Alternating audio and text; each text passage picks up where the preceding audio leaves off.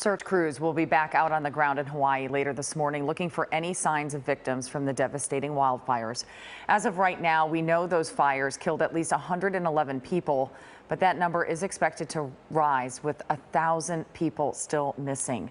Crews have now combed through 58% of the disaster zone. Meanwhile, Maui's emergency chief has resigned just a day after saying he did not regret not sounding alarms during the wildfires. He claims he was worried people would flee into the fires since they're trained to seek higher ground.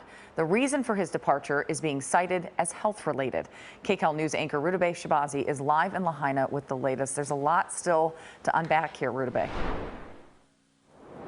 A lot to unpack, a lot developing, and a lot going on here on the ground. The community really coming together. The spirit of Aloha is in full force here, and I actually want to bring in someone named Aloha because you really have embodied the Aloha spirit. Come over here for us, and we appreciate your hospitality, and we thank you so much for it. And we talk about the spirit of Aloha, the spirit of Ohana. Talk about what that means to you and how this is, how everyone here is rising to the occasion. Well, we love each other. In Hawaii, we were taught that, aloha is love. And so we try to express that a lot,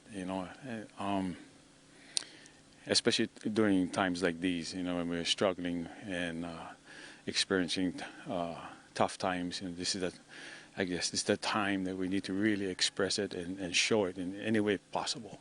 And I know you have a shower here set up in the street. You have free water for everyone. You have people who patched your roof from the storm, even though they lost their own home. It has just been so touching to see.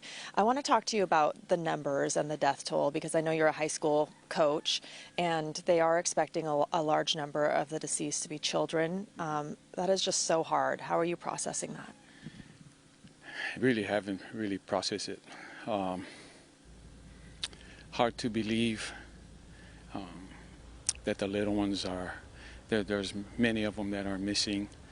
I know personal stories of those who have gone into Lahaina to get to their houses and seeing people in vehicles still yet at the time. This was a couple of days ago, so I haven't really processed it too much yet. I just feel for the families and those who are looking for loved ones, not knowing where they're at and haven't been contacted in any way, shape, or form. So, yeah, I think majority of us are still trying to process the whole thing. It's so hard, and I know it's hard to talk about. We appreciate you talking about it with us. What about your town, Lahaina? It is so significant culturally, historically. A lot of you are multi-generational Hawaiian families, locals here. To know that an estimated 85% of your town is just gone. Social media has been showing a lot of pictures of the past, and for me, I yearn for that. I miss it. I just don't know. It's never going to be the same Lahaina, unless the people stay and rebuild and keep their lands. It's never going to be the same. I think it's going to change drastic. For those, even the visitors who come often, they're going to see for themselves that it's not going to be the same anymore.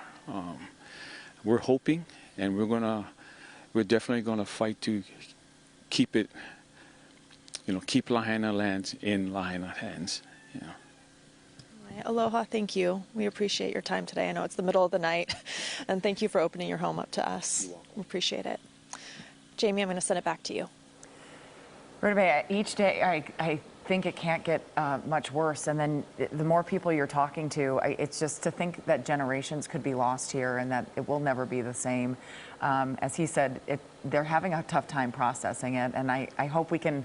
I know a lot of people are donating to the victims. I hope emotionally we can support these people as well moving forward. Yeah, I mean, it's going to be difficult for them for a long time because there just is so much to process still. Yeah. Thank you for sharing all of their stories with us so that we can understand. Yeah. If you want to make a donation to fire victims, go to cbsnews.com/Red Cross. And for other ways to get involved in relief efforts, just head to kcalnews.com and click Seen on TV.